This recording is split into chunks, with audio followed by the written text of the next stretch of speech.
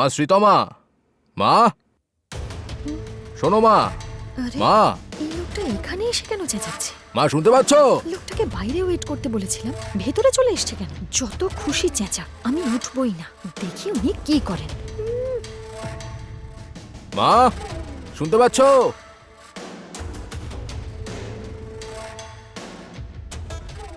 মা শ্রীতমা, শ্রীতমা, মা শুনতে পাচ্ছ? শ্রীতমা। আপনি ভেতরে এসছেন কেন? তুমি ভয় পাচ্ছ কেন? আমি এমনি এলাম। আমি আপনাকে হলে ওয়েট করতে বলেছিলাম না? তোমার মা এখনো এলো না, আর সেই কারণেই আরো একবার তোমার মাকে ফোন করার জন্য বলতে এলাম, তোমাকে বলার জন্য এলাম। তাতে কি হয়েছে? আপনি এসে আমাকে ডাকতে পারতেন। আমার গায়ে হাত দিয়েছেন কেন আপনি?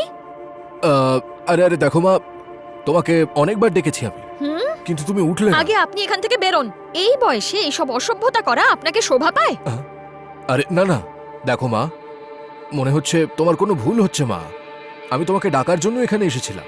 কোনো কথা না বলে আগে আপনি এখান থেকে বেরিয়ে যান। আরে আরে না শ্রীতমা, তুমি আমাকে ভুল বুঝছো মা। সত্যি বলছি, আমি তোমাকে ডাকতেই এসেছিলাম। আমি বললাম না বেরিয়ে যান।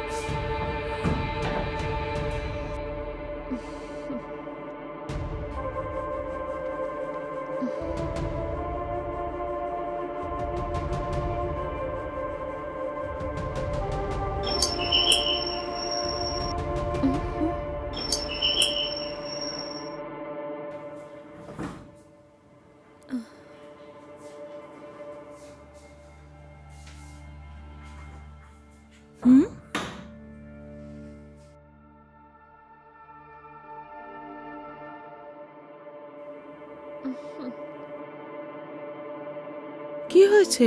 এরকম লাগছে কেন তোকে? ওই ম্যানেজারটা একদম ভালো লোক নয় মা।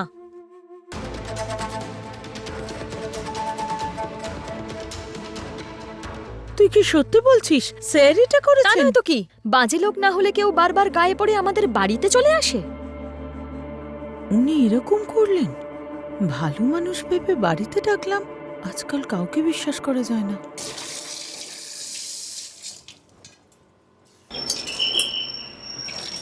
হুম,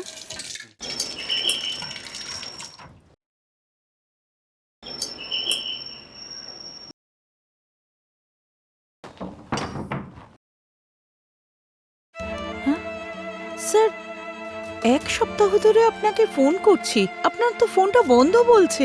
ভালো মানুষ ভেবে আপনাকে বাড়িতে ডাকলাম, আপনি এমন করলেন? যদি কিছু মনে না করো, তাহলে আমি ভেতরে এসে তোমার সঙ্গে কিছু কথা বলি। ঠিক আছে স্যার, আসুন। হুম। বসুন স্যার।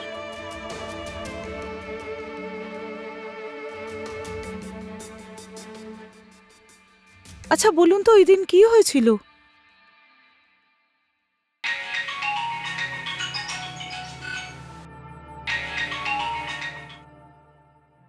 হ্যাঁ জামাই বলো। বাবা, আপনি আমার কথাটা শুনে একদমই ঘাবড়াবেন না। আপনার মেয়ের একটা অ্যাক্সিডেন্ট হয়েছে। ও নো, এ তুমি কি বলছো? কখন হলো? এখনো কেমন আছে? আরে বাবা, আপনি ঘাবড়াবেন না।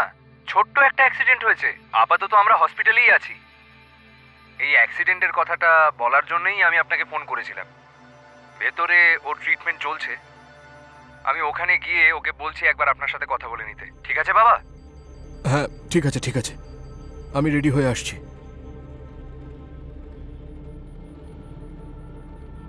আমার মেয়ের অ্যাক্সিডেন্টের খবর শুনেই আমি তাড়াতাড়ি এখান থেকে বেরিয়ে গেছি।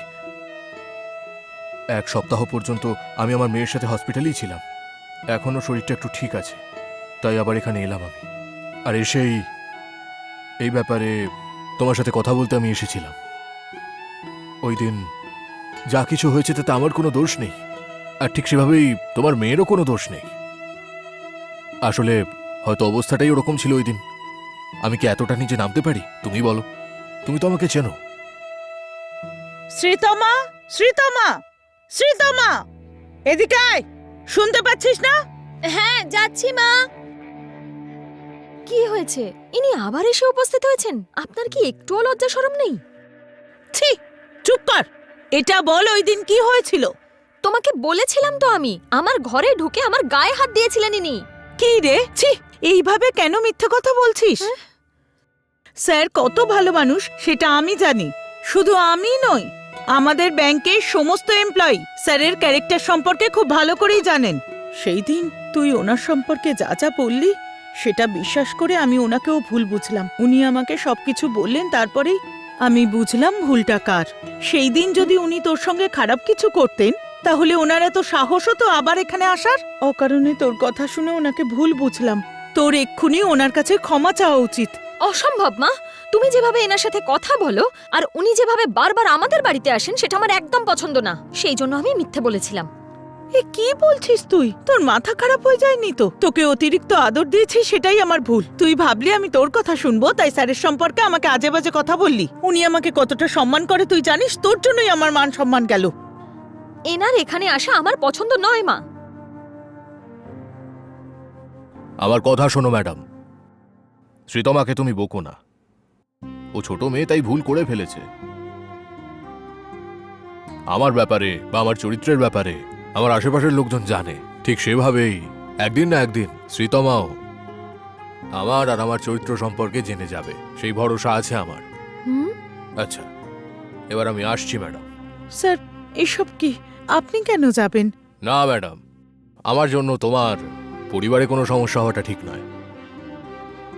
তুমি আমার এক বেস্ট ফ্রেন্ড, সেই জন্য আমি তোমার বাড়িতে যাতায়াত করি। কিন্তু তোমার মেয়ে আমাকে একদম ভুল বুঝেছে, এবং তা সত্ত্বেও যদি আমি এখানে আসতে থাকি তাহলে সেটা ভালো হবে না। অন্তত তুমি শান্তিতে থাকো। আমাদের দুজনকে একসাথে দেখলেই তোমার মেয়ে টেনশনে পড়ে যায়, আর তাই আমার মনে হয় আমাদের না দেখা হওয়াটাই ভালো। তুমিও হয়তো বুঝে গেছো এতক্ষণে।